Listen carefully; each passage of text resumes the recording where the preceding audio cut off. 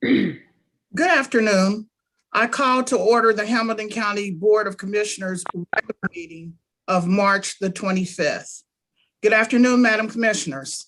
Good afternoon. Good afternoon.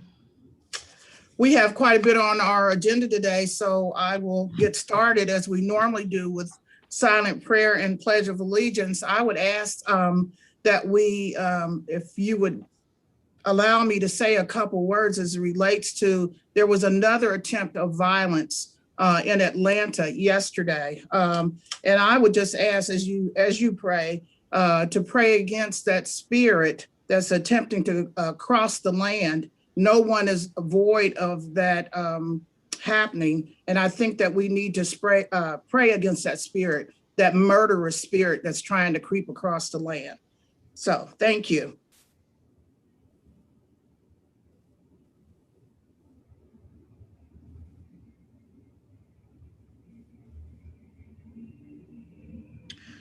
Amen.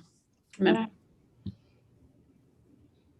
I pledge allegiance To the flag Of of the United States of America and to the republic for which it stands, one nation, under God, indivisible, with liberty and justice for all. Thank you very much. I'd like to make a motion to approve of the minutes of the previous session. Second. Commissioner Summer Dumas, Yes. Commissioner Reese, Yes. Commissioner Dreehouse. Yes. Thank you so much. So I'll probably be wearing my glasses a lot today, but we do have a presentation today. Dr. Odell Owens, I'm not sure if he's on yet.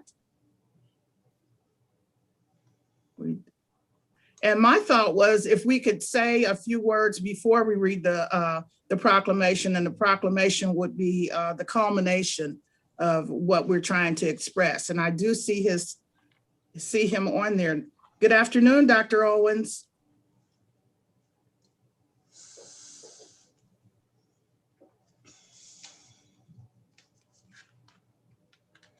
I don't know if, are you muted? There he is. Oh, there he is. All right, can you hear me now? Yeah, I hear you now. Oh, great. Okay, thank you. Welcome, sir. How are you? Thank you. Great, thank you. Good. Our board is so humbled to have you here. It's just a great occasion. I could go on, and we probably will in a few minutes, but just your contribution to Hamilton County, and we appreciate you being here and all that you do. And we're just going to say a few words before we read the proclamation. But one thing that I really admire about you is no matter what subject that you choose to talk about, you are able to put it on a level that everyone can understand and simply very honest as it relates to any issue that you're speaking to. So I certainly appreciate that very much. So I'm going to ask Vice President Reese if she'd like to say a few words. Oh, wow. It's hard to say a few words for a man who has done so much. I know in the resolution, we had to probably cut it off because it could be a book, but he was honored as a great living Cincinnati. But I want to just highlight one thing that always sticks out to me. And my mother, my late mother, Barbara Howard Reese, who has known Dr. Owens from the West End.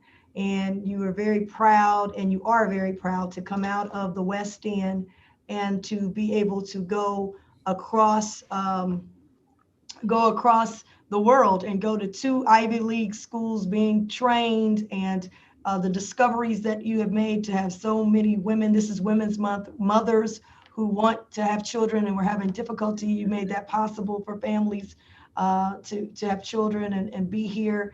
And I love your story about you and Oscar Robertson, the Big O, playing basketball. I just can't imagine you guys playing basketball against each other. And then being a leader in this county, elected as the first African-American to ever be elected countywide, but then to go on and be our first African-American coroner. We'll be opening up our new building. And one of the things that Dr. Samarco, when she showed it to me, said, we want this to be a place for people to come and to be educated. You know, they'll have tours. And so I'm hopeful that we'll be able to have something to show what you've done and the history you made as our first African-American coroner in there so that other students who come through there and children and families can remember that history and build upon it for them. So I'm just so excited, Madam President.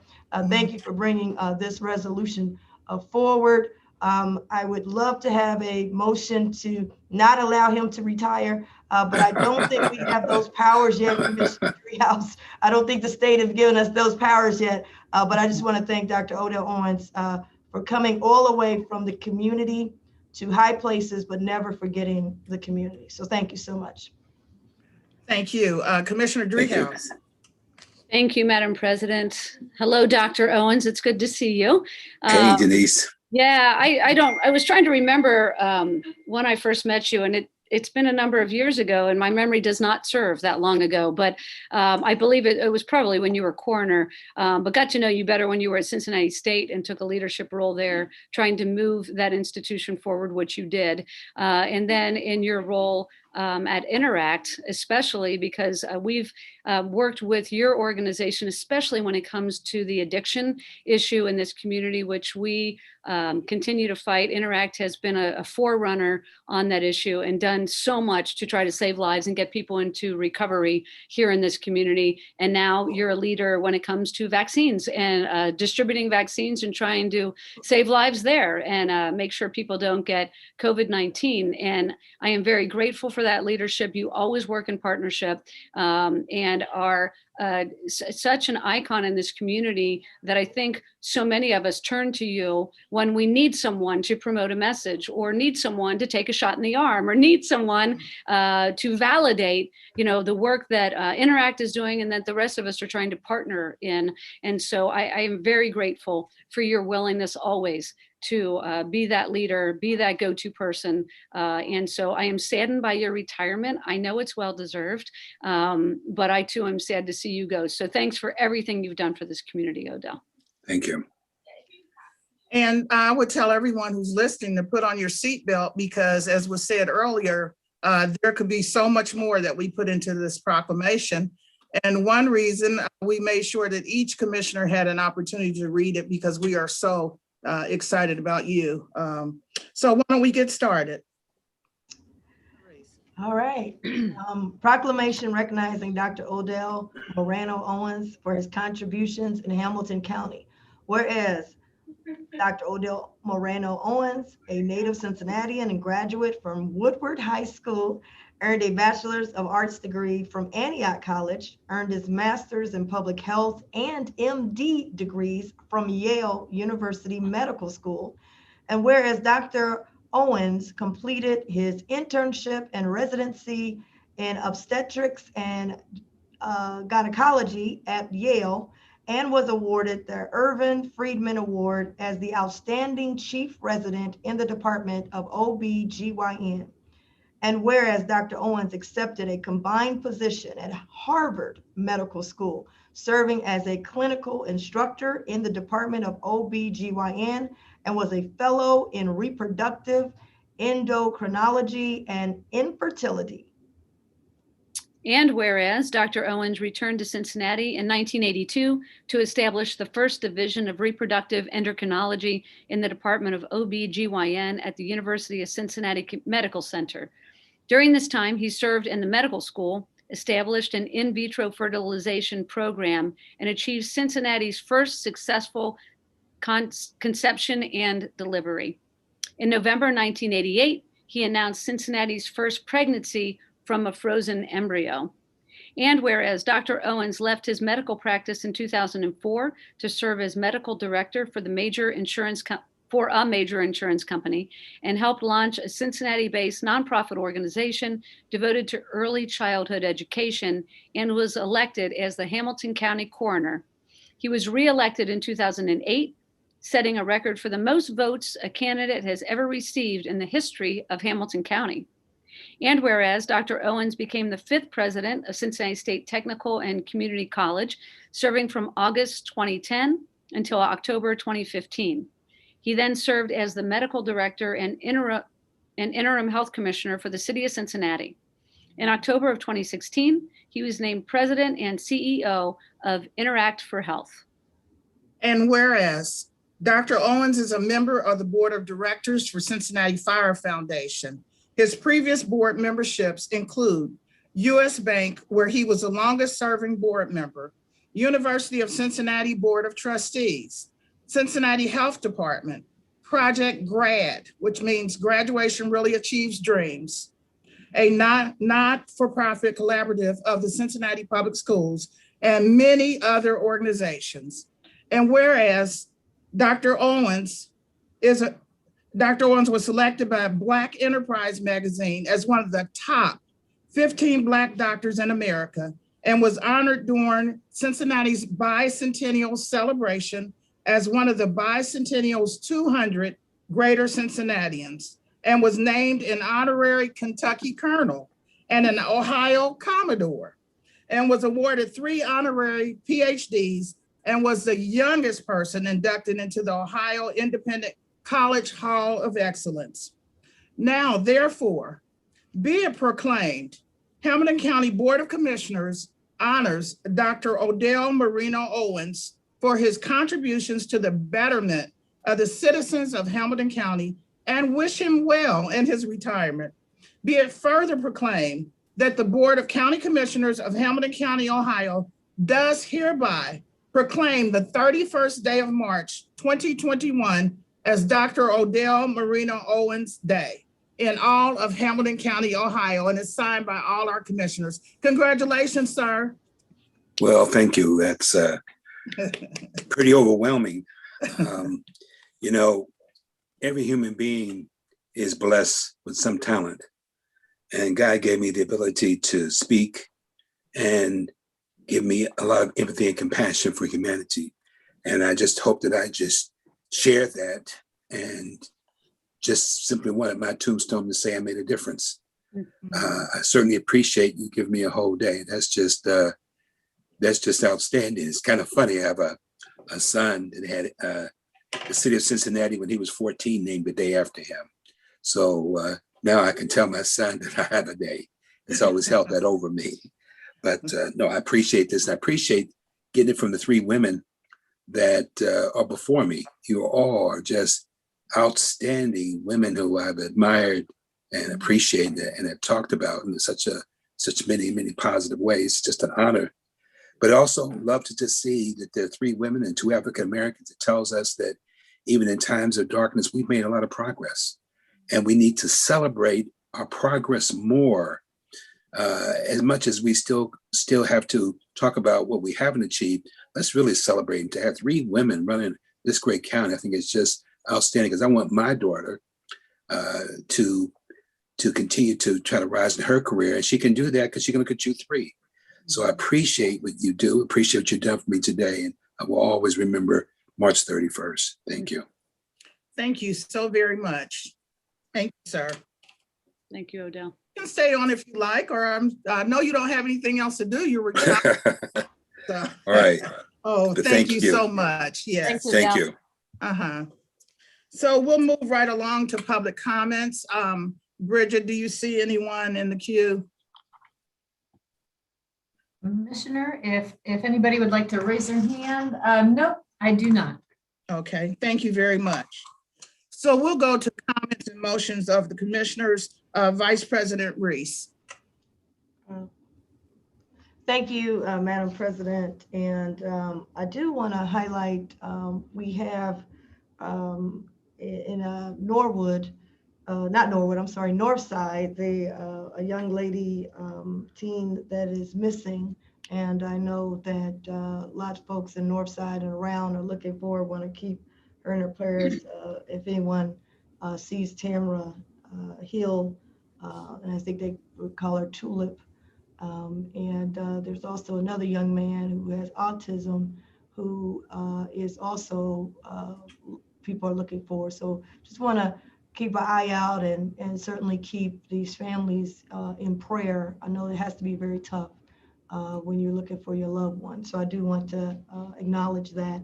Also, I want to acknowledge that some results came from the Relief-a-thon that was hosted, I believe, last week.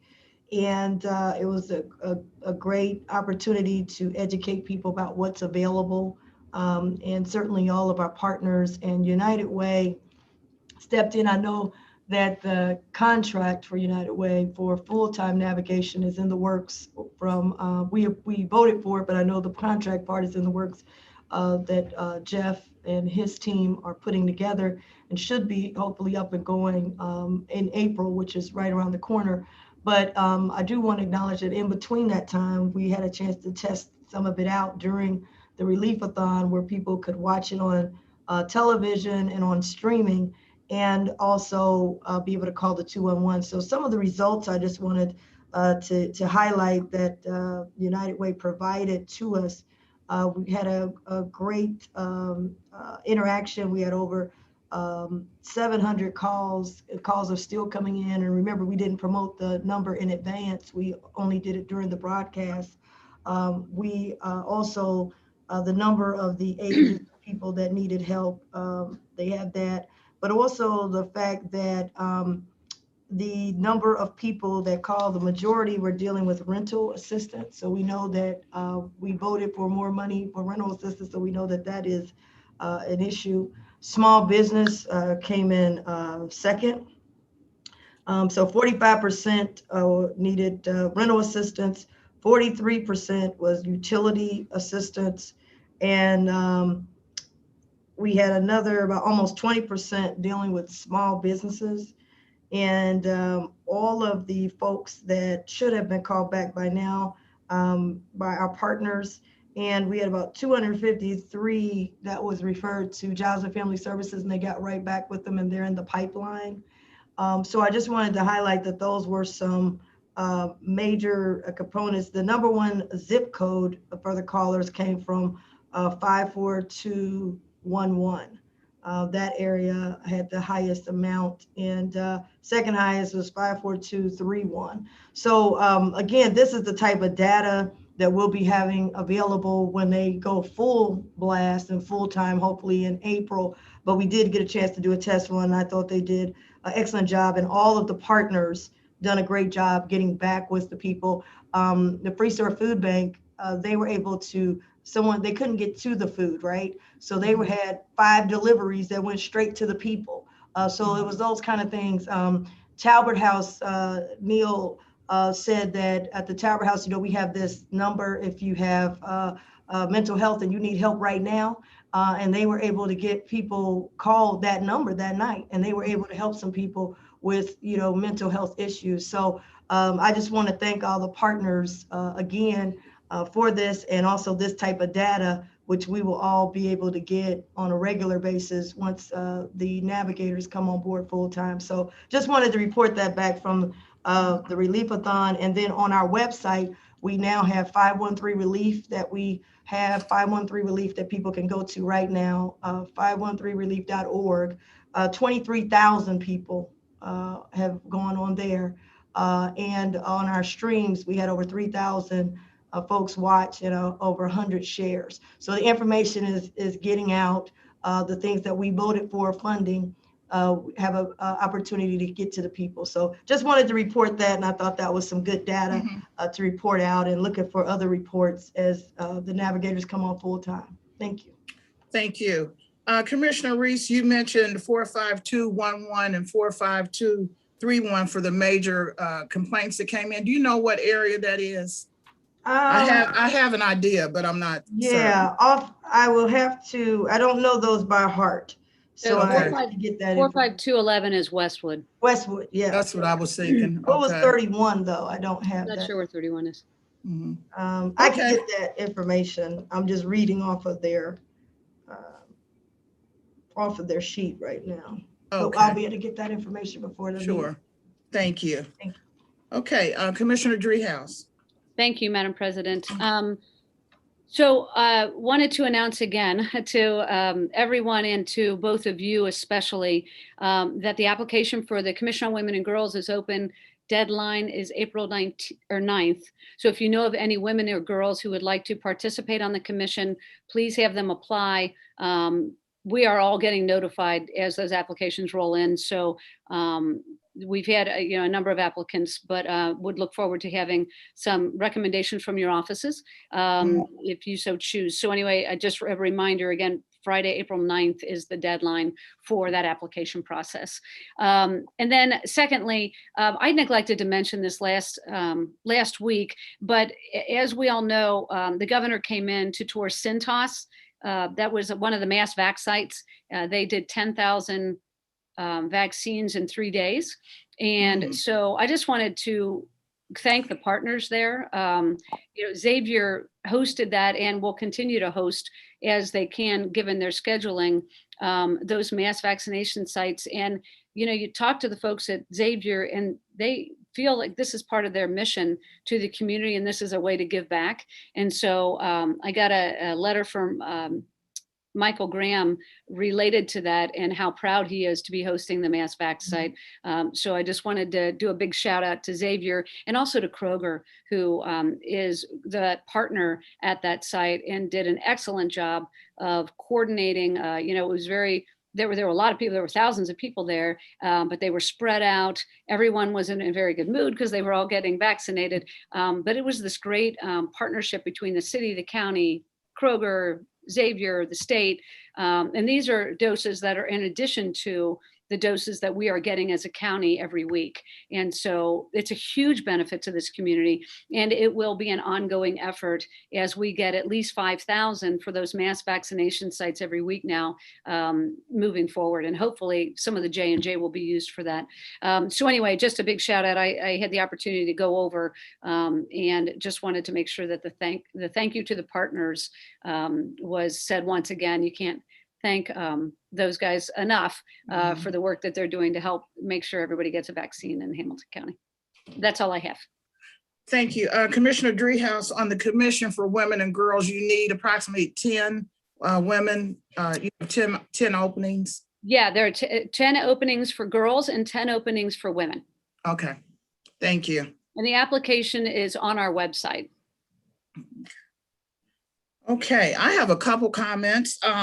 I wanted to let the public know that FEMA, a federal agency, emergency management agency, just announced that they will be reimbursing persons who had funeral expenses if they had any loved ones who passed away from COVID-19 since January the 20th, 2020. So in other words, last year when it all started, they will start taking applications starting April the 1st, 2021, of course, and they will reimburse up to $9,000. But of course, you have certain documentation you have to provide. And also what's real important is only one relative can apply for whichever loved one that passed away. So just wanted to pass that on. You can look on the FEMA website for sure.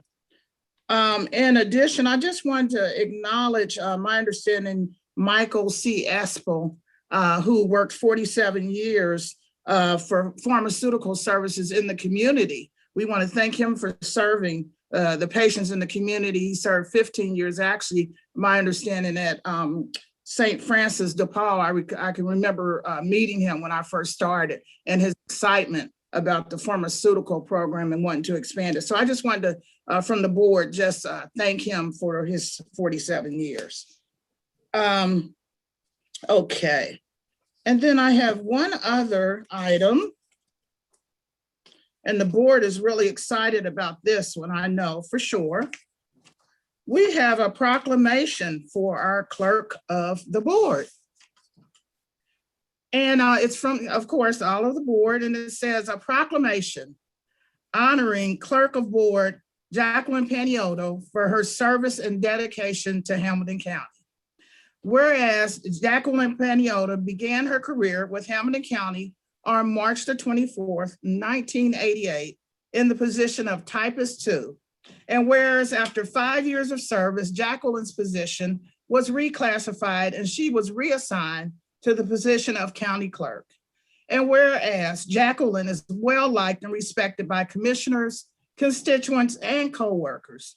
And whereas Jacqueline's years of experience, knowledge, and professional service has made her an asset to Hamilton County administration, and we are forever grateful to have such a committed team member And now, therefore, be it proclaimed, Hamilton County Board of County Commissioners find it fitting with March being Women's History Month, as well as the 33rd anniversary of Jacqueline's employment, that we give due recognition to Jacqueline Paniotto for her dedication and service to the community, and it is signed by all the commissioners. Congratulations, Jackie. Hey, Jackie. Thank you all very much. That's You're very Very welcome. thoughtful. I really appreciate it. You don't even look 33. I mean, my goodness. I did come in here a young woman. I did. I was pretty young then. Okay, Thank you all very much. It's Thank much appreciated. yes, Thank you. Thanks for Um, keeping us in line, Jackie. I do my best. absolutely. And Jeff, did you want to have any words? No, I'm just kidding. Thank you, Madam President. I couldn't, it would take me too long to talk about all the things that Jackie does for this Mhm. organization. I think it was Commissioner Dreehouse that said, thank you for keeping us in line. And that's precisely what Jackie does. I mean, she is such an integral member of the team, and it just, the organization wouldn't function. It wouldn't work without the role of the clerk and Jackie in particular, and just all of her years of experience and knowledge in getting things done. Not a day or week goes by when we're not going to Jackie for something as it relates to her knowledge of the institution and the history of the board. So no, I just really want to thank her for all of her personal and professional friendship over the years. So thank you, Madam President. Thank you. Thank you, Jeff. We're trying to figure out, how do we not put it on the agenda? Okay, we'll make it comments. So, okay, very good. I'm glad we were able to do that. Thank you And, very much. And thank you, Leslie, for alerting us also about her years of service. So thank you. So we'll move right along to Madam Jeff. President, before we move along, I wanted to get back with you on that question. So 54231, that is the Mount Healthy, Finneytown, North College Hill, I believe, area. Oh, So that's, we had a lot coming out of there. And also wanted to give a good update, because I got this from Lauren Worley about Tiana being missing. But Sally Crystal has also said that we had great news, she has been found. So oh, great. put that Oh, out there. fantastic. Thank That's a you so blessing. much. Yeah. Thank you. Okay, Jeff, our administrator. Thank you, Madam President. So no comments today, but just a few by leaves. All of these are listed on your agenda. By leave number 1 is a resolution authorizing the execution of an agreement between the Board of County Commissioners on behalf of the Hamilton County Department of Job and Family Services and Carasoft Technology for $435,797.51. This is an agreement with, as it says, Carasoft for software and related services that will really allow us to more effectively and more efficiently administer the $15.3 million of emergency rental assistance funding that we've received from the federal government. It'll help us better manage applications, including uploading of eligibility information. It'll allow for more efficient processing of the data. This was actually, I want to thank Kevin Holt from Job and Family Services, Holly Chrisman, Cindy Fazio, and Pete Hiley from the prosecutor's office, because this was done through a joint, there was actually a joint purchasing arrangement that allowed this contract to be possible that occurred out of Fairfax, Virginia. So that enabled us to get this on board quickly. At this point, I know Kevin Holt is online with us, and so I don't know if Kevin had anything that he wanted to weigh in on, just in terms of the capabilities of the software. I know that some commission offices had asked some specific questions in terms of, can it do this, can it do that? So we asked Kevin just to provide a little bit of information as to how the software will be able to be leveraged. Kevin? Certainly. Thank you all for the opportunity. Appreciate it. I'm just going to spend a moment. I could go on, but it won't be interesting. Briefly, we went with Google for a whole bunch of reasons, logistics and otherwise, but what they really bring to the table, what we really like from them is they're adaptable. They've been quick and accommodating. We've been a big customer of theirs, and they've really brought their A game to the table. So for example, I think we had one specific question. Applicants, you could fill out an application sitting in your car with your rent statement. Use the camera on your phone. You don't need a scanner. You don't need to go to the library. You don't need to get any special equipment. You just fill this thing out. For those of you who've used it, it's kind of like TurboTax. It asks you very straightforward, very reasonable questions that all of us would be able to answer about ourselves. You fill in those answers as you go. If you're not eligible, for example, you say you live in Claremont County, well, you're not eligible. It's going to let you know that. It's not going to waste your time.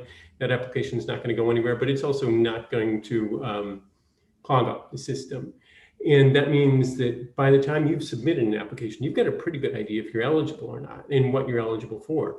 And then the staff at the back end are not spending great deals of time with each application. They're validating it, they're moving it on, they're getting checks issued. I will say, if I can take this opportunity, the auditor's office have just been rock stars working with us to find ways to get checks issued quickly. So that's been a vital piece of it, so that we're not just approving people, but we're also getting checks and dollars out in the street. If this works like we expect it to, right now we're spending $80,000 in CARES Act a week, CARES Act dollars on rent and utilities a week. That will rise to $400,000 per week with this application, with the staff that we have assigned to it.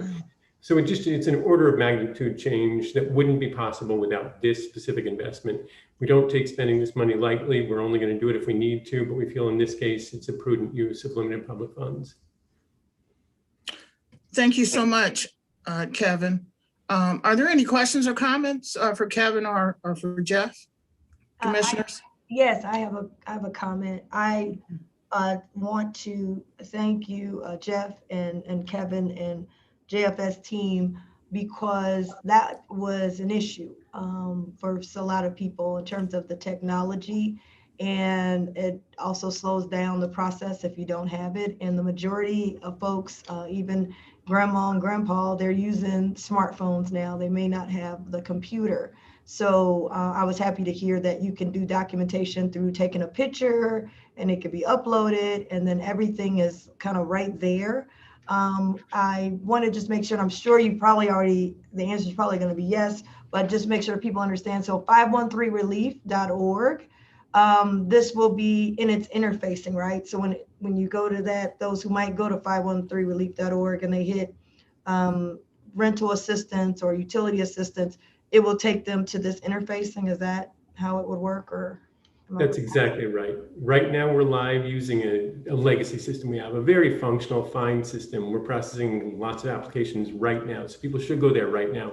But immediately after this, we're going to get on, with your all's blessing, we're going to get on the phone with Google. We're going to roll out the last of the development. We're going to work with Bridget and get this new application ported over so that as quickly as possible, we can start processing more quickly and do much more robust outreach to bring in new partners and new applications. Awesome. I think this is going to be really good to try to help get people connected quicker. So certainly support it. Thank you. Thank you. Commissioner Driehaus, any comments? Thanks, Kevin. Thanks for all your work on this. Yeah. Thank you. I'd like to make a motion to adopt by leave one. Second. Commissioner Summer Dumas, Yes. Commissioner Reese, Yes. Commissioner Driehaus. Yes. Thank you. Thank you, commissioners. Next, by leaves 2 and 3 are actually related. I'm going to start with by leave 3 just for context. I think it flows better. By leave number 3 is a resolution to authorize an agreement for the purchase of real property for a county public parking garage. This is an agreement to purchase property from it's essentially a division of, or a subsidiary of the Model Group for property at Elder and Central in over the Rhine to acquire property for a public parking facility adjacent to Finley Market in Over the Rhine. This is the appropriation of $2.2 million, or the contract is for $2.2 million to fund the acquisition of that property, which allows us to not only support the economic development and the growth in the Over the Rhine area and some of the needs in the Findlay Market region, but also support the operations of the FCC Stadium in the West End. So there's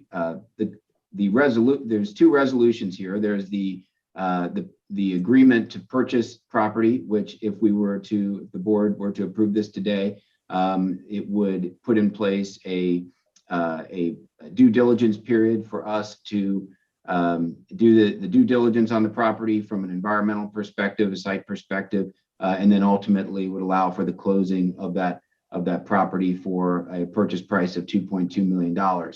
There is also in the appropriation resolution that is on as item number 2,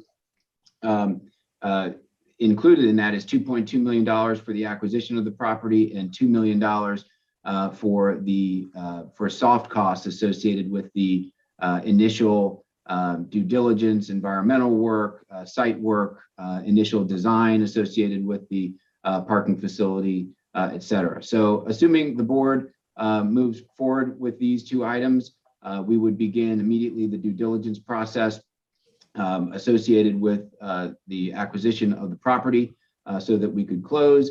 And ultimately, we would also begin reaching out to the places like the City of Cincinnati for regulatory approvals and to the Over the Rhine Community Council to begin some community conversations on the ultimate design of that facility. So that's 2 and 3 kind of wrapped up in a nutshell. I'm happy to answer any questions, commissioners. Thank you. I'll open it up for our commissioners. Any questions, Vice President Reese? Thank you. Thank you, Madam President. I think maybe sharing the context of why this garage here, maybe Jeff, if you could maybe just take a step back and articulate the commitment of 1,000 spots, but then this splitting it up so that community can have access to this garage, I think is important as we moving forward on this. Happy to. Commissioner, you kind of just hit the nail on the head.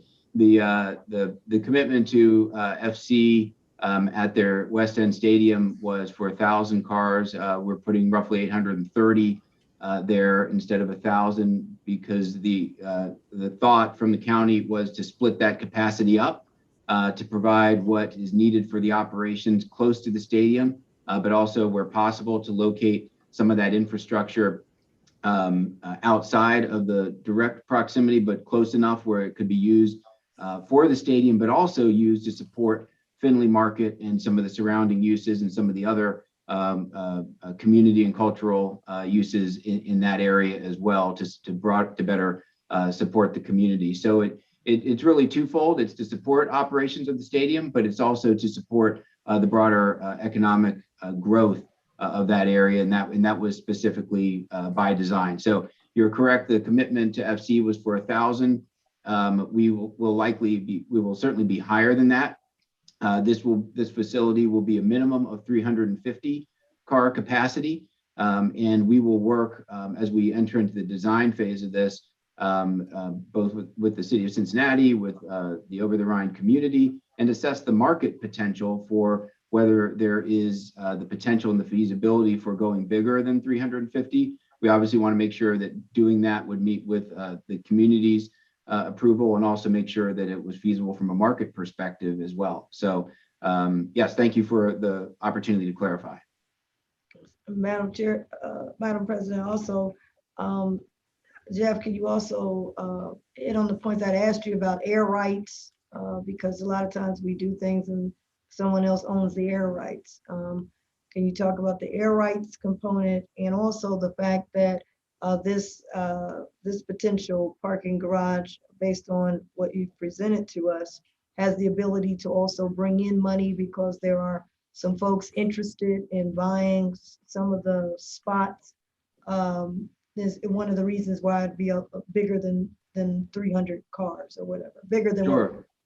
Sure, happy to. Yeah, so in terms of air rights, the provision in the purchase agreement is that if the county were to, the county owns the air rights. If we were to sell those air rights decide to sell the air rights for an overbuild, that the seller would have a right of first refusal to negotiate a price for those rights.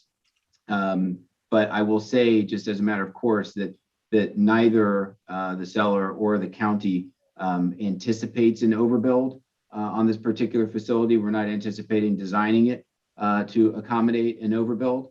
But theoretically, to answer your question, as you said, years go down the road, if that changes, and if it were to meet with community and regulatory approvals, that's how that would work.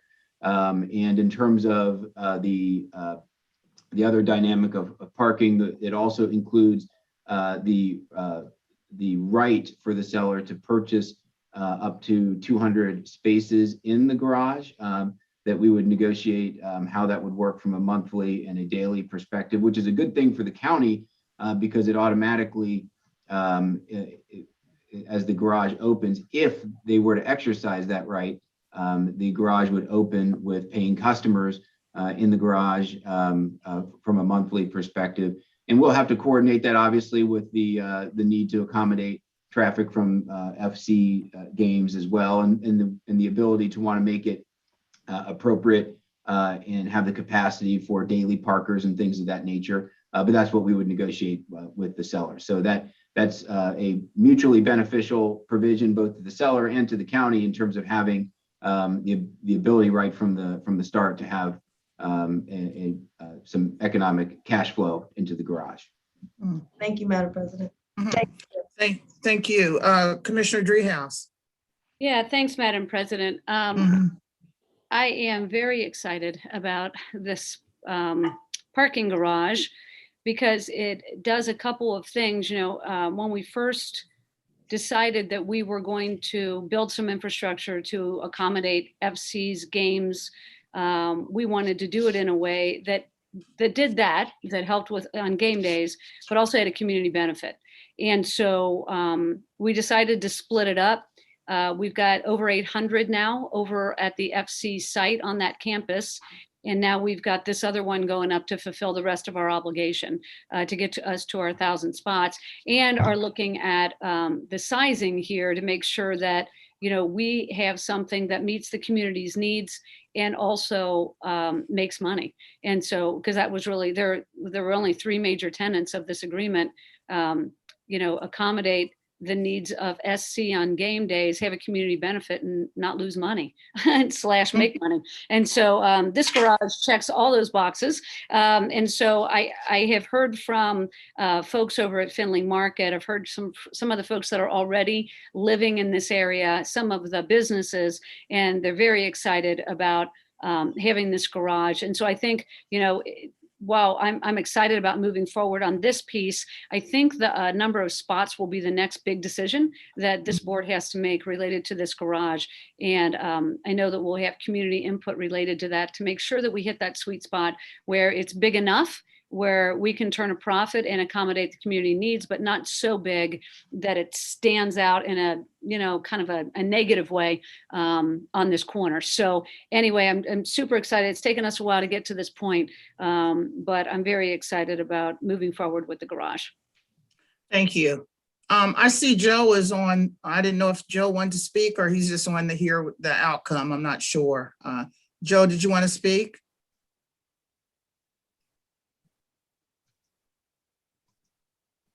He took his mute off.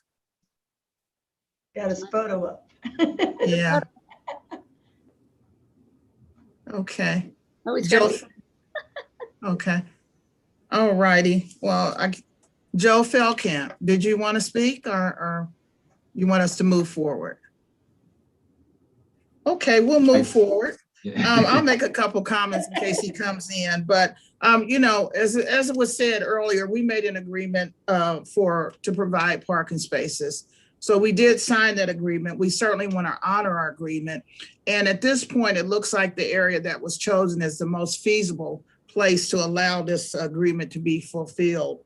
And so I'm also in favor of this. And I would like for us, I think the resolution 2 and 3, they stand alone.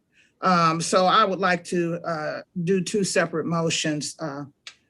His audio Joe is says his out. audio is not working. Yeah, I see it. That's okay. Thanks, Joe. So in order to do all these things, we have to have the land first. So I'm going to go to by leave 3, which talks about the purchase of the real property. I'd like to make a motion to adopt by leave 3. Second, Commissioner Summer Dumas, Yes.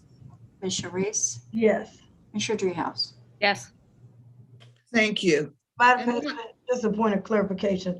Okay, so the item 3 was to purchase it Mhm. near, okay, Authorize the purchase of real property. okay, Mhm. I'm with you, okay. Okay.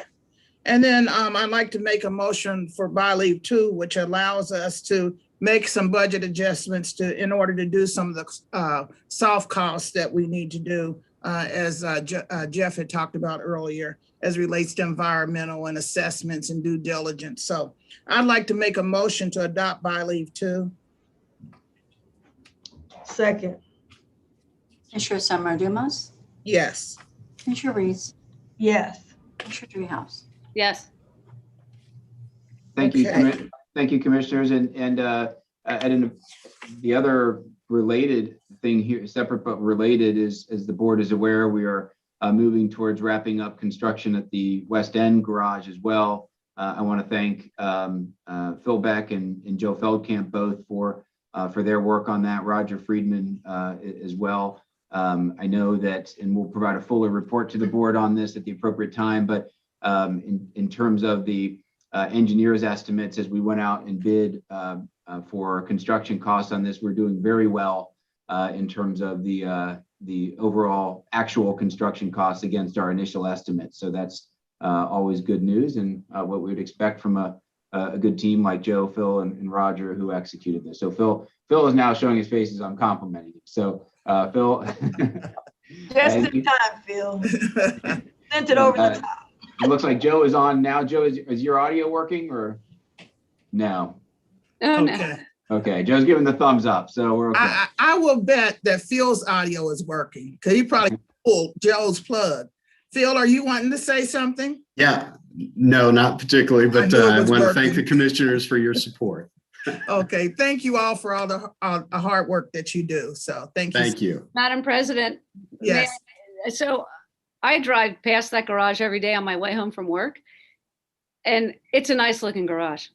I mean, as garages go, but I drove around it because it's really hard. It really does fit in nicely next to that stadium. So thank you for, we have the community benefits agreement on that garage as well. And that was a fairly unique thing. So thank you for working with the commission on that. And the garage is a very, very nice looking garage. Well done. Thank Great. you. We have a great design team, a great project management team, great contractors, and we're all working to meet Joe Feldkamp's high standards. That's great. Okay, there you go. Okay, thank you all. So we'll move on to our regular agenda items. Commission and administration, you have a few. Yes, I want to make sure I'm not muted. Thank you, Madam President. So, and this is probably actually why Joe joined our meeting, but so the first two items relate to the execution of agreements related to the maintenance of county assets. The first is an agreement with Holson LLC and the board on behalf of stadium parking for waterproofing repairs at Great American Ballpark. Joe is on, but I don't think Joe can really chime in on it. But again, I think over the past couple of weeks, the board has been receiving various really hard infrastructure related improvements related to various stadiums. This one in particular is a Great American Ballpark and relates to waterproofing the stadium. So the administration recommends approval. Thank you. Any discussion on item 1? No discussion. I'd like to make a motion to adopt resolution number P043-21, authorizing the award for the stadium and parking for Great American Ballpark waterproofing repairs. Second, Commissioner Summer Dumas, Yes.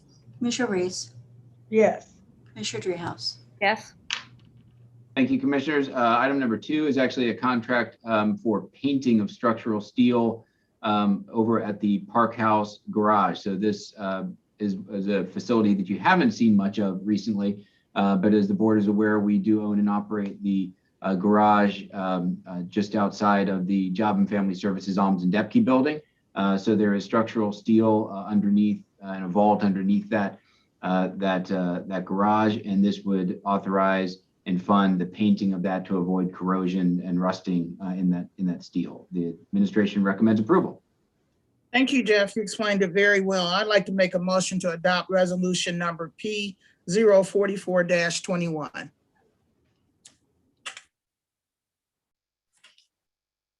Second. Second. No, sorry. Commissioner Summer Dumas, Yes. Commissioner Reese, Yes. Commissioner Dreehouse. Yes. Thank you, Commissioners. Item number 3 is a budget adjustment. It's budget adjustment number 11. It's $807,729 for a couple of different things. The heaviest item in there is for the purchase of new electronic poll books within the Board of Elections. There's also some environmental service building renovations in the reception area. There is a grant transfer from other contractual services to staffing services to fund our addiction response diversion staff. And there is also an item here for appropriating funding for a bridge rehabilitation in Indian Hill. Happy to answer any questions. For a total of $807,729. So, Thank you. questions or comments? Madam President. Yes. I do have one thing, and I want to thank Jeff. He helped with, I had an issue with the electronic poll books. I'm for electronic poll books, but a couple years ago, we all may remember, I don't think any of us were on the county commission then, I'm not sure, but myself and the late Commissioner Todd Platoon, we had a press conference at the Board of Elections. I think it was downtown then or something like that. But anyway, there was an issue with some of the poll books going offline. And at my particular polling location, I saw it firsthand, and there were some on the west side. There was some kind of computer glitch. And so when I saw this, I asked Jeff about this. He said that this was not a part of the software, but I do just want to put on our radar whenever that contract comes up again. I like to make sure it's flagged for us and be able to talk and work with the Board of Elections because any type of glitch like that, that takes us offline, creates any type of a glitch as it relates to individuals having their right to vote and, having it done properly. We want to make sure we have the best company for that. And so even though I think there was a apology or stuff like that, I just think there should have been more responsibility in that. So I just think in the future, whenever that contract just comes up, I don't know when those contracts come up, I like to see them before we are asked to consent on them so that we can at least make sure that something is written in the contract that says if you do something like this, you're out. Because that certainly deals with the confidence in the electoral process. So I know that was a couple years ago. We may have gotten those things fixed, but again, I'd like to see that type of language in any contract in the future. So anyway, just thank you for letting me know that that's not what this is. This is the actual, I guess, the iPads or what have you. For the electronic poll books, but when the overall contract does come back up, I would hope to have some kind of presentation from the Board of Elections. They may have done that before, but that was before I got here. But as we move forward, I'd like for us to have that opportunity as well to ask those questions. And thank you. I see Sherry and Sally are on Sherry Poland and Sally Crystal are on. I didn't know if they were on to speak or if you wanted to speak to those concerns. Hi, Sherry. Hi, good afternoon. Good afternoon, commissioners. Sally and I both logged on just to answer any questions you might have. Commissioner Reese is correct. This is for the iPads. The iPads that we currently have soon will no longer be supported by Apple. So we won't be able to get the security updates that are necessary for the election. So we want to be, ahead of the game and get the iPads replaced over the summer. And we'll go through extensive testing. That election that you're referring to was back in 2015. We did do an in-depth investigation, and turned out the majority problem had to do with the router. Of course, those were replaced free of charge by AT&T before the next election, which was the presidential primary in 2016.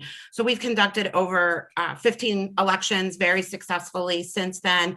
Electronic poll books, they're great. They were recommended by President Obama's Presidential Commission on Election Reform.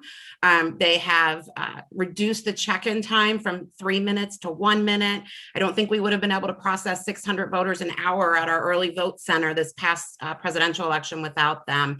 So they also have reduced the number of provisional ballots issued. And of those issued, we've seen an increase of those that can be accepted, because the electronic poll books help the poll workers get the voters to the right place to vote. So they've been a big benefit, and we appreciate the work your office has done and setting up this fund that we have to replace our technology and keep it up to date. Sally?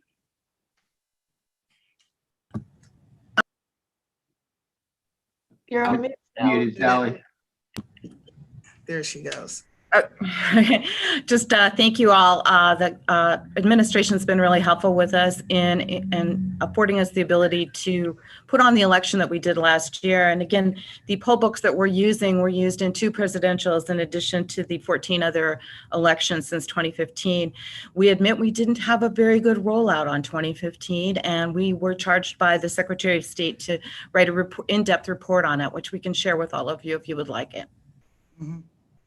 Thank you, Madam President. I do want to also commend the Board of Elections. Did an outstanding job, I think, with this last election with our early vote center, and was a leader in the whole state. I think we did more per hour than anyone in the state. So certainly don't question that. I just wanted to make sure on the technology piece going forward, I support the poll books. I'm going to support those today.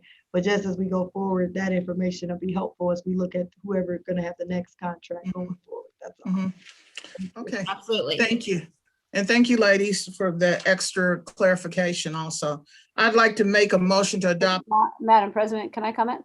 Oh, I'm sorry. Yes, you can. So thank you for being here from the Board of Elections. We did lead on this one too, right? The electronic poll books were something that Hamilton County led the state on. And we were willing to take that risk back at that time to say, let's see how this goes. And we had some challenges. And so you guys have rectified that. So I just want to say thank you to you. And as far as the contract goes, I just want a little bit of clarity. So if the idea is to have the contract come before the commission before the item, then I just want to suggest that maybe that's a staff meeting, perhaps with the Board of Election Representatives, as you guys are looking at a future contract, that that might be a useful place to have that conversation, so that we have clarity moving into the legislative agenda on Thursday. Thank you. Okay, thank you. So I'd like to make a motion now to adopt item number 3. Second. Commissioner Summer Dumas, Yes. Commissioner Reese, Yes. Commissioner Dreehouse. Yes. Thank you, commissioners. And just a note to thank Sherry and Sally for their continued partnership on really everything county related, but also as it relates to the facility related partnerships and the use of their early voting center for vaccine implementation as well. So they've been great partners as it relates to addressing the impacts of COVID. And we do, just a little plug here, in terms of getting out information on what the county does. We have a podcast that airs where we talk to different county departments, and Sally and Sherry were nice enough to be the latest, give the latest appearances on that, which will come out on Friday. So people can access that on the county administrator's website to learn a little bit about what goes on in terms of holding an election and the challenges of holding an election during COVID-19. Moving on, regular agenda number 4, and I know John Bergen is on. I'm going to turn this over to John to walk through budget adjustment number 12. This relates to the appropriation of parking debt proceeds based upon a sale that was held yesterday. So, John? That's correct, Jeff. So we have the resolution that the clear it up a little bit, I hope, is for about $55.1 million. What was authorized for sale was about 37, and that's actually is what we sold. But there's the resolution that's before you today is all of the accounting entries. So there's accounting entries above and beyond the sale prices on the bonds. But we had a very successful sale yesterday. We sold for a true interest cost of just over 2%, and performed substantially better, both in terms of interest rates than we did in 2017 when we had a similar issue in the market, but also compared to AAA rates. So when you look at that gap between our AA2 rating and a AAA rating, we compared even more favorably in the market this year than we did 4 years ago when we were in the market. So those are both very good pieces of news on this. So the issuance piece of this, the approved debt, what we actually issued was about $37 million, but we also received what's called bond premium, given the way that the sale is structured. So it's actually dollars that are given to the county to help offset the debt cost over the first 10 years of the debt. So that's estimated in this resolution at an additional $11 million that we have to appropriate and then move into reserve to be spent down over 10 years. So that starts to build up the cost here. In addition, we're appropriating the debt service on these bonds that will be paid at the end of this year. So that adds a few million onto this. We have to appropriate the transfer back of the premium, the use of the premium later in the year when we're paying on the bonds, which adds another million or so to the resolution. And then the last piece of this is it's what I call a pure accounting entry, and it allows the auditor to make the right entries to recognize an expense of $3 million that was put into the parking project in 2019 as an advance. So when you add all of those pieces up, it comes to 55 million. The bonds remain at 37. Mm-hmm. Thank you so much, John. If I could ask a question, it was more favorable than in 2017 in the market. Why do you think that was, John? Well, certainly interest rates are better in the market right now. Mm-hmm. And also, we've got a good product. And from what I understand from our financial advisors, there's a lot of the demand in the market right now for this kind of product, for municipal bonds. And we have a good story to tell to the market. And so we sold even more favorably to AAA than which is great news. That's great news. Thank you. I'll open it up for discussion. Vice President Reese. No, I just, I still have an issue with Hilltop because we still don't know if they're going to relocate in Hamilton County or in Ohio. And they're still looking at both across the river in Kentucky and here. So my position is the same as it was before until something changes in that area. So unfortunately, I won't be able to support it. There's other components. This is a bundle, kind of a bundle package. And the other parts that are in this bundle, I don't have an issue with. I know the West End Garage is in there, some others. And I had checked with Jeff about if we're able to split the vote up. And he said that would make it very difficult as it relates to the financial or the financing rather of this resolution. So therefore I have no choice but to vote no today until I see something different with Hilltop. So I just wanted to reiterate it's consistent with my vote a couple weeks ago. Okay, thank you. Commissioner Driehaus. Yeah, thank you. I just want to, so this is related to the parking fund, for the parking fund, does not interact at all with the general fund. I just want to, I guess, ask and make sure that I'm clear on that point, and acknowledge that, this is another one where an obligation was made many years ago related to parking spots down on the banks. And we have to live by the terms of that contract, and that's what we're doing here. And so I will support this as we continue to try to figure out our best strategic moves related to parking and parking garages, throughout the system as part of our portfolio. So thank you, John. Saw you shake your head. So yes, got it. Thank you.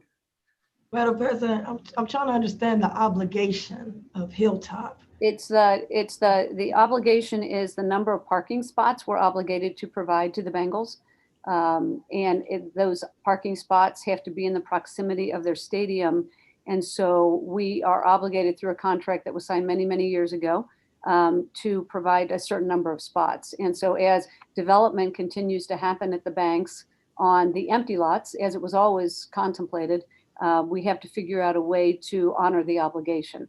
And so the Hilltop lot, in part right now, is doing that because they have consolidated their operations.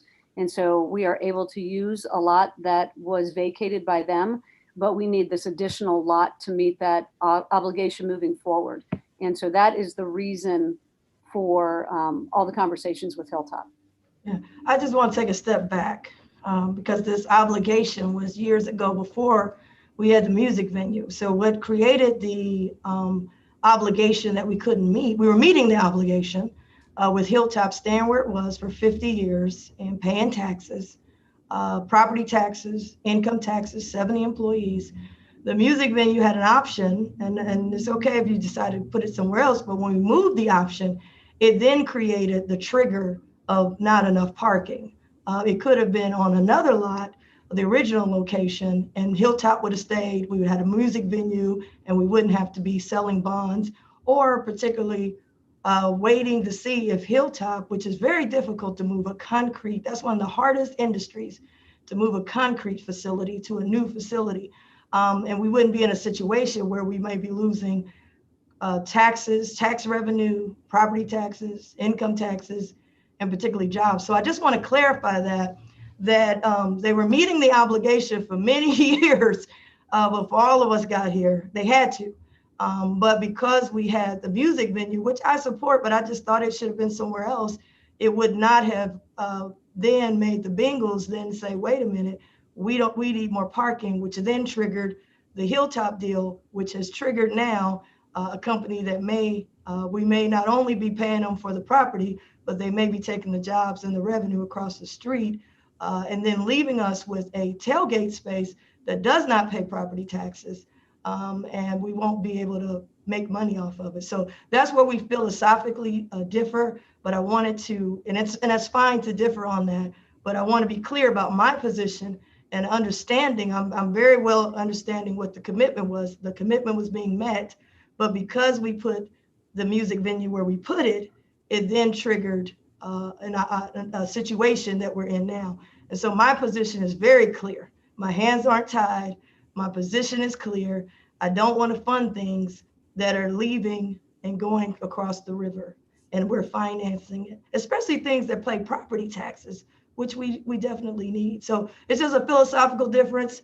That's why I'm voting no today. If things change with Hilltop and it works out like some say it's going to work out, if once it works out, then we can revisit it. But right now, my understanding, Jeff, has there been a decision for them to stay here? Or are they still investigating? I think that's still under investigation, Madam Vice President. Okay, thank you. Yeah, I just want to be clear on my position too, and I'm not challenging yours, Commissioner Reese. I'm just suggesting that the surface parking lots down at the banks have always been anticipated as development sites, always, from the very beginning. And so as we move forward, whether it's a music venue or something else on these lots, the surface parking has to move. I mean, because of this obligation that was made. And so whether it's this lot or a different lot, eventually this needed to be dealt with.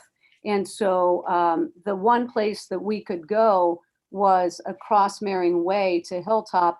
And remember that the Bengals are foregoing game day payments right now and allowed us to purchase that basically with their money, because these were obligations also that had been agreed to many years ago that they are foregoing so that we had the ability to do this. And so I just want to say that in the larger context, as we move forward and the city has 2 lots and the county has 2 lots related to what's left at the banks, this is going to be an ongoing issue related to their surface parking lots for game day and our capacity to support the developments with that kind of infrastructure, both underneath and then across on this hilltop site. So it is about the music venue, but it is also about the larger, I guess, vision for the rest of the build out of the banks, because none of us want to see parking lots stay there forever, you know, at the banks. It's always been an expectation that, and I think it's taken a while, by the way, to get that done, but we now have an agreement with the city and we're moving forward on some of those developments. So just to kind of level set from my perspective, why we need to do something like this for now, but also for the future development that's coming. Thank you, Commissioner Dreehouse. Madam President, I just want to be clear that I think we could get a better deal. It's just a matter, we may have a difference of opinion here. And just with my experience being at the city as vice mayor and then at the state on the finance, and I just think we could have gotten a different type of deal. Some of those payments we say forego, but we start to see that they're pushed to the end. There's no contract with the Bengals saying that they're going to stay. Most of the citizens, all of us at least, know that this was a terrible original deal. And so we don't want anything to keep going down a black hole. We've got to stop the bleed. And so I just think anything that didn't have a commitment with the Bengals staying past their term, something that takes us to have to move a concrete facility, one of the hardest industries to move. It just, you know, could have came, I think, a better deal with where we put different things. So you're absolutely right. When we do one thing, it triggers something else. And that's just the reason that I'm voting no today. I don't think it was the right deal. And now we're just going down a hole more and more and more. They may move to Kentucky. They haven't committed to stay here. They were paying property taxes for 50 years. They were paying income taxes and they didn't even want to move. And now they may have to move across the river. So I just want to try to have a win-win. Maybe we have a different way of getting there, but that's why I have to vote against it today. And maybe down the road, if we see that they're staying in that, then that makes me a little more comfortable. But I've been out, you know, when I've been out here running and talking to people, they are not happy with this, you know, what's going on with the Bengals. And I know a lot of us are not happy, and it's not the Bengals' fault and it's not our fault, but we've got to stop the bleed. Okay, thank you. Thank you both for your comments. And so I will make a couple comments, but really actually one comment that, you know, I voted no on the music venue. So that's nothing new. Everybody knows that. But the music venue is here. It will be opening soon. And so in that process, we do need some parking. And because of that, we can't stop progress as it goes. So I am in favor of this because we need to move forward since we have already moved forward. So I'm going to call the question, ask for a motion for the budget adjustment number 1255.1 million for parking debt issuance and 2021 debt services payments. Madam President, did you just make the motion? Yes, I did. I'll second. Thank you. Commissioner Summer Dumas, Yes. Commissioner Reese, No. Commissioner Dreehouse. Yes. Thank you very much.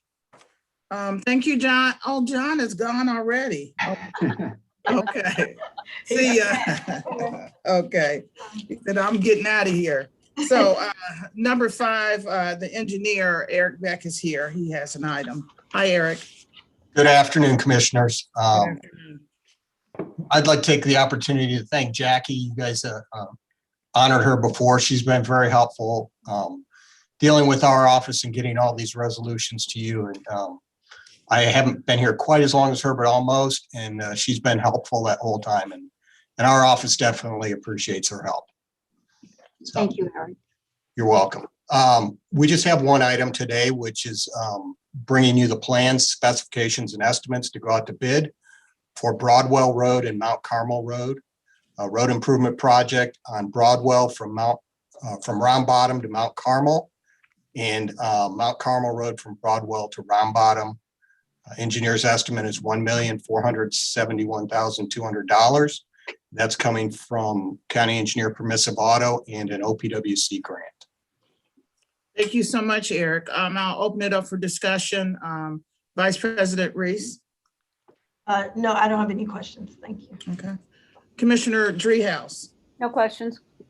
Thank you. I'd like to make a motion to adopt item number 5. Second. Commissioner Summer Dumas, Yes. Commissioner Reese, Yes.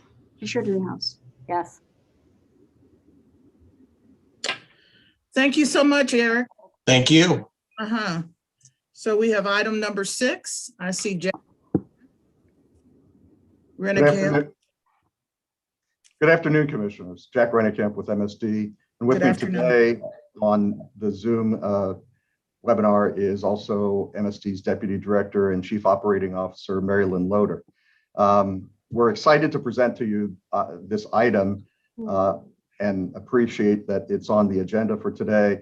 This item is to request the board approving and executing an agreement with OEMA, the Ohio Emergency Management Agency, as a subrecipient of a FEMA, Federal Emergency Management Agency, hazard mitigation grant, and also to appropriate $371,485.50 for the local match share of this hazard mitigation grant. This grant will allow MSD to voluntarily acquire up to 31 residential properties and 4 vacant parcels between house numbers 3325 to 5677 on Muddy Creek Road between Glenway Avenue and Westbourne Drive in the city of Cincinnati's Westwood neighborhood, as well as in Green Township. And the significance of this area is that the hazard history of the properties that I just mentioned is well documented, with repeated flooding, families getting inundated with floodwaters, and have been prone to overland flooding as well as sewer backups for years. The area is defined and approved by FEMA as a special flood hazard area for the purposes of this grant. It was developed, the area was developed within what is equivalent to a 100-year floodplain of the Muddy Creek, and the creek was put into a sewer pipe in the past, and Muddy Creek Road was placed along that area. Over the last 10 years, MSD's sewer backup program has paid out over $500,000 in damage claims to various property owners and installed a number of prevention devices under the sewer backup prevention program. Yet the risk remains high for repetitive damages. Beginning in August of 2019, MSD began working with OEMA as well as FEMA on an application for funding under the hazard mitigation program to voluntarily acquire properties in the area. This past January 20th, FEMA formally awarded that grant. The project will, and the total grant is for $4.5 million, of which $3.4 million are FEMA funds and $571,485.50 are each going to be provided by OEMA and MSD if you so approve. MSD has already appropriated $200,000 of that total, the local match share, with the 2020 MSD CIP. As an aside, MSD has also requested an additional gap assistance to be provided, or to be considered rather, by FEMA. This gap assistance would provide the coverage of the difference between the fair market value of properties as well as the cost of replacement housing. And eligibility will be determined of individual owners at the time that purchase offers are presented to those owners. So the current request, again, is for the board to not only approve of executing the agreement with OEMA, as well as appropriating the necessary local match share. And we're happy to answer any questions should you have any. Thank you so much. I was wondering about the gap assistance. Were we able to put that in our original request for, and you said it will cover replacement of homes. We were not able to put that in originally. We have to describe it or ask again as a gap assistance. And I see Mary Lynn saying yes. Yes, that's correct. Okay. It is something that we needed to use. Well, we're incorporating it now because the market, the real estate market has really changed. You know, as we look at the properties that are in there now and what the estimate was for them, either on Realtor.com or Zillow or whatever, the average price of those could range anywhere, you know, or in terms of the replacement housing, the comparable replacement housing to what they're in now. Essentially, you know, we certainly, we have to have them have replacement housing that's not within this hazard area. And when you look at how the market has changed from a real estate perspective, it's going to be much harder for them to find replacement housing based on the market and the value that they're going to get. And so FEMA does allow this gap assistance up to $31,000 for qualified owner-occupied properties. So there is a potential that it could be covered by the grant. We won't know until we kind of go all through it and see, you know, how many people actually take advantage of the grant.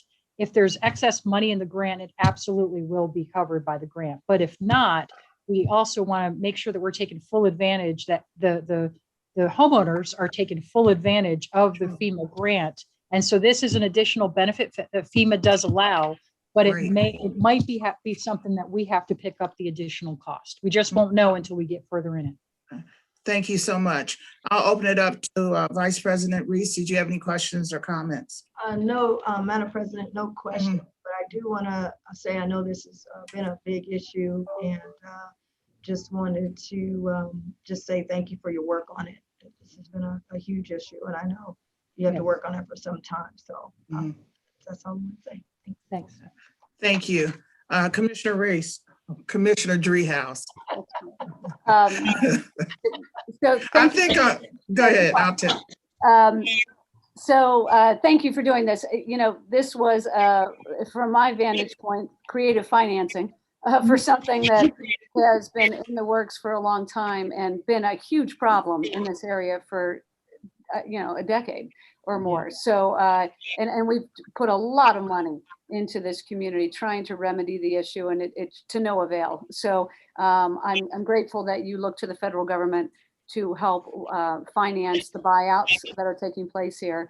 It's a great partnership. And so, you know, I know there was some trepidation in the very beginning about how this would go and the timing, and it has worked out. And so I want to applaud you for that. And I think this is a very good use of our dollars and a great investment on behalf of MSD. So thanks for your work on it. Yep, you're welcome. Thank you so much. Then with nothing else being said, I'd like to make a motion to adopt item number 6. Second. Commissioner Summer Dumas, Yes. Commissioner Reese, Yes. Commissioner Driehaus. Yes. Thank you, Commissioners. Thank you all. Thank you so much. Okay, we're going to go to our consent agenda items. I think I'm trying to think I go today to get my second shot. I definitely don't want to miss it. That's why I'm calling you Reese and Driehaus. So. What time are you going? Oh, I'm not going till 3:30. So we're doing good. All right. All right. Yeah. So as we look at our consent agenda items, what I try to do for the public that are listening is to try to let them know some of the items that are in the consent agenda items. We have several for adoption and several to receive for the record. So for adoption, I'm just going to list some. We have a replacement vehicle for the prosecutor's office, all company agreements through the sheriff department. The sheriff department is looking at 3 cars that they want to purchase. We also have a renewal of $150,000 agreement with the Village Council of Amberley for Hamilton County Heroin Force. And then we have several JFS services agreements for group home, crisis stabilization, and shelter care, and also a child support agreement with the clerk for filing of child support with the clerk of courts.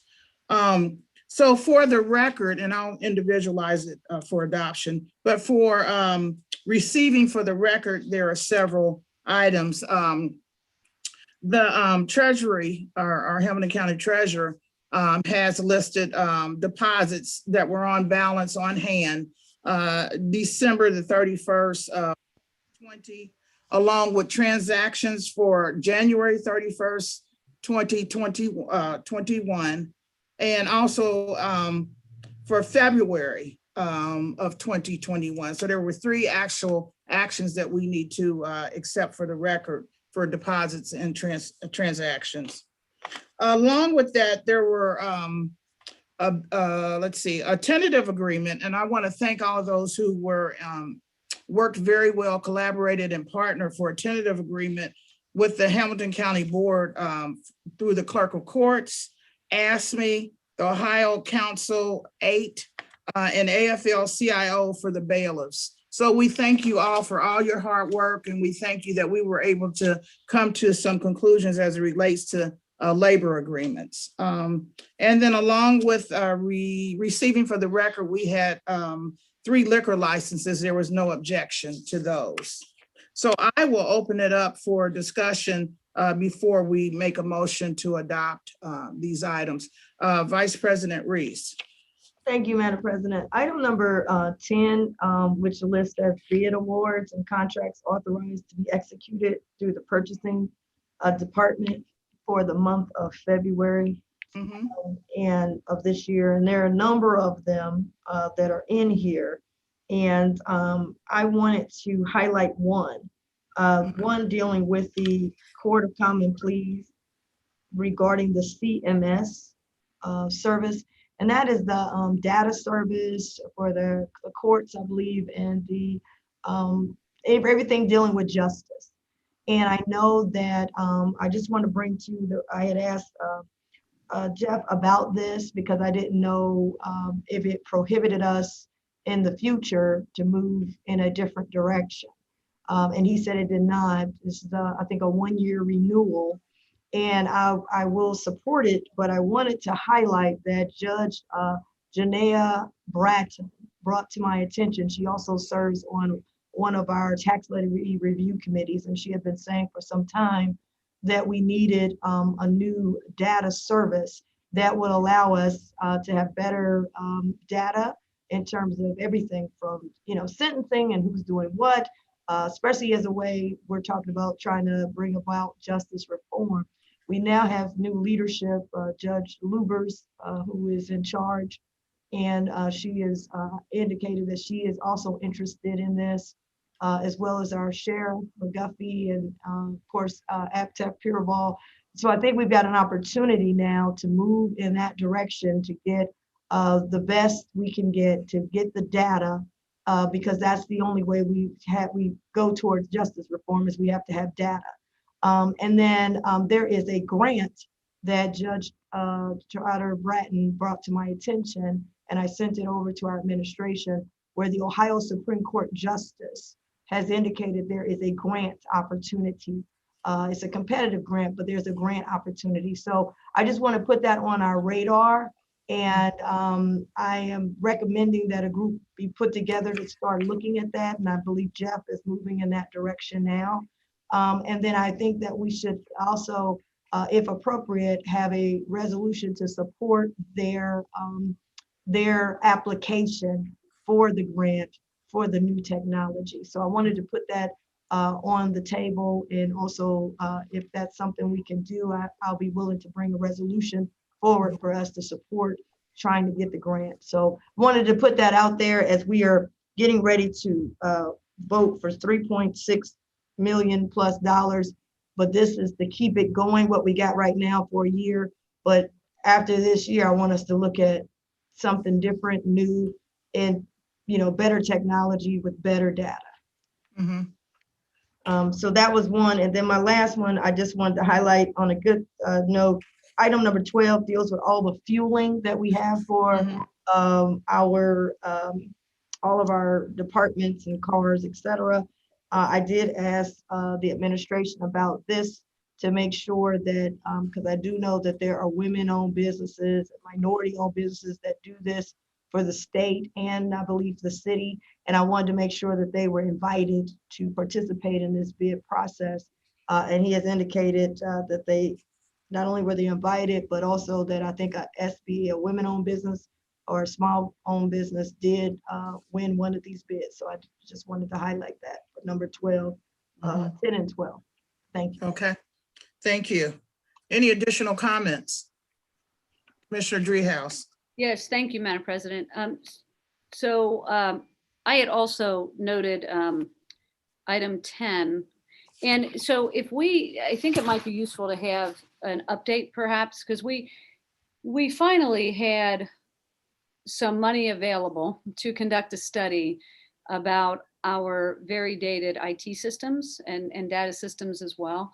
And so we partnered with the business community to kind of take an overview look at that, because we hopefully here in the near future can be in a position to make that kind of investment. It's one of the things that is very outdated at the county, and it was one of the highest priorities when we went for the sales tax increase, or rather it was not an increase, but rolling that sales tax into the general fund, and IT is at the top of the list. And so we started to, we brought in a consultant and started to do some work here. So Jeff, I don't know where that COVID got in the way of that, but we had done quite a bit of work there. And so it might be interesting to have this, again, it's kind of a broad conversation about, and it was especially the courts that were brought to us, that the systems don't all talk to each other, even over in the courthouse. And it's very complicated.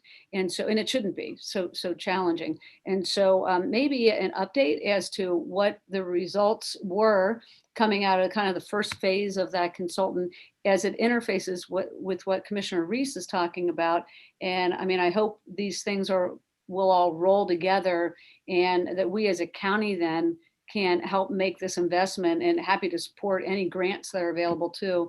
But it seems to me that these are all interwoven together. So I don't know who maybe the consultant comes in or someone else comes in, or Jeff, you just give that update. Sure. So just a quick update on that. You remember that as you said, Commissioner Dreehouse, that COVID got in the way in this last year. We had actually pulled back on the funding that we'd put aside for that consultant last year.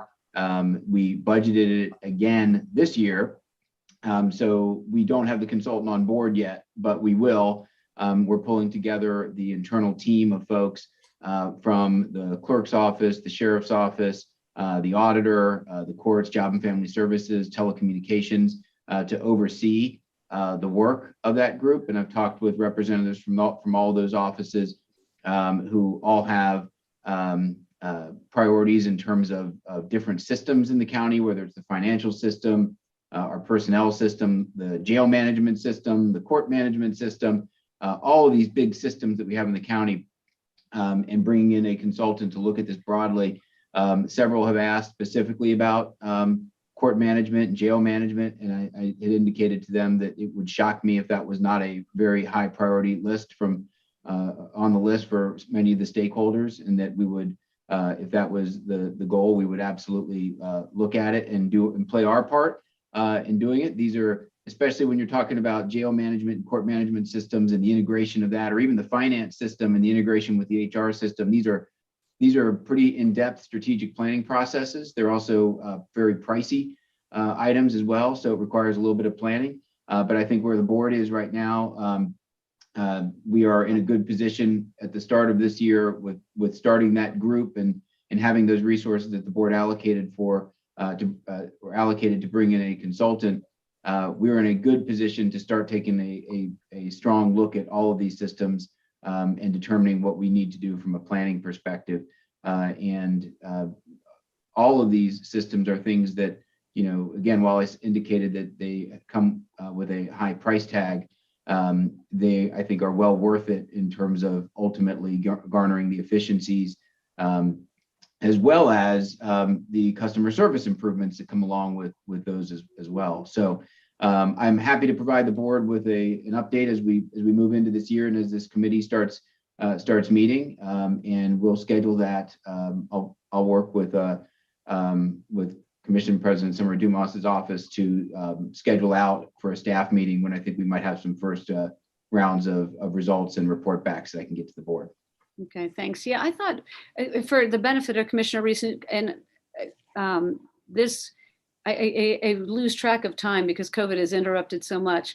But I thought we had like a preliminary related to IT. Maybe it was just the list of our priorities. And We had our priority list out of the, that what it was? Yeah, okay. CPC study. And Commissioner Reese, I'm just wondering if there might be some benefit. I clearly don't remember it all of it myself. But this was something that we were hoping to tackle. So Jeff, if there's anything that you can provide related to kind of the idea surrounding IT and this partnership with the business community, because it is so expensive. Yeah, I'm happy. I think I know what you're thinking of, and that yes, when Crow, who came in to do this as part of the CBC study, they had listed out some IT related priorities.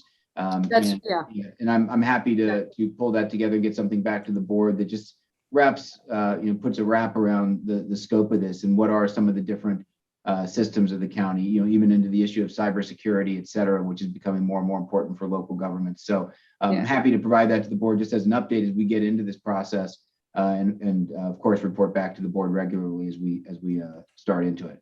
Yeah, because Commissioner Reese, you're right. This is a huge issue. Huge issue. Madam President, Commissioner Dreehouse. Yes. We also asked Jeff if you could maybe reach out to Judge Janaea Trotter Bratton, who brought it to my attention about this grant. I don't know if there's a timeline on it, but if there is something that we can at least support, I mean, obviously if it's a big price tag, we want to bring in whatever money. And I think the Supreme Court Justice, I want to get that. I don't know if I think she may be retiring or something, but I want to make sure we get in before they change their focus. So if there's, maybe you could get back to us and let us know what that timeline is. And if there's, if there's a resolution of us at least supporting the application, I think that would be something we might want to take a look at too, just as a first step of many steps that need to be taken. Happy to, Commissioner. Thank you. Thank you. And of course, IT is certainly one of our top priorities in the county, so we can communicate effectively with everyone. Jeff, the CMS system itself is not a local system. It's a national system, isn't it? Well, we have a local system here that CMSs or case management, court management systems are they're every justice system has them. So at a local level and at a state level, et cetera. So this is just for the public's knowledge. I mean, this is the system that within the court system, it functions within essentially nine of the justice related departments. So the Court of Common Pleas, municipal court, domestic relations, juvenile court, even the public defender and the prosecutor.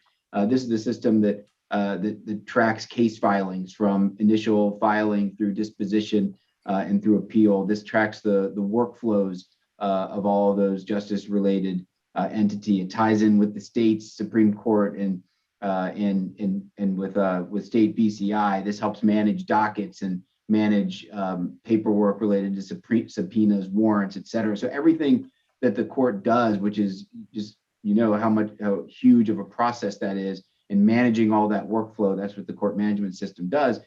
And in order to operate most effectively, needs to tie in with other record management systems, needs to tie in with the jail management system, which controls and functions or tracks who's in the jail and the records associated with who's in the jail. So all these things tie together, and you can see quickly how it becomes a pretty complicated web. But just for folks who may be listening to the conversation and want to know a little bit more about what we're referring to. So thank you. And that's exactly my point when I say it's not local. It is local, but it's also national. In other words, can we talk to Columbus? So coordinating not only the internal aspects of it, but the external aspect, so we can all talk. It reminds me about trying to coordinate that 911 system, and some firefighters and policemen in certain communities can't talk to other policemen. So we not only need to look at the internal connection, of course, but also the external, and who can we communicate with. So Right. all righty. Anything else? Madam President, I just wanted to also highlight items 16 and 17. They're both related to the Addiction Response Coalition. These are grant-funded positions, and I just want to thank Megan Gosney for her work. She is very aggressive about going out for federal and state grants related to the work of the Addiction Response Coalition, and these are byproducts of that. So I just want to highlight those two things. The work continues. It's an epidemic in the middle of an epidemic, and so it's important that she continues to do that work to aggressively finance some of this stuff. Thank you. That's all I have. Okay, so as we look at our consent agenda items, we have several for adoption. I'd like to make a motion to adopt items number 11 through 25.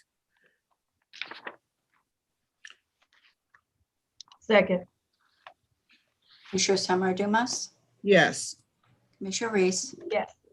Commissioner Dreehouse. Yes. And I'd also like to make a motion to receive for the record items 7 through 10 and items 26 and 27.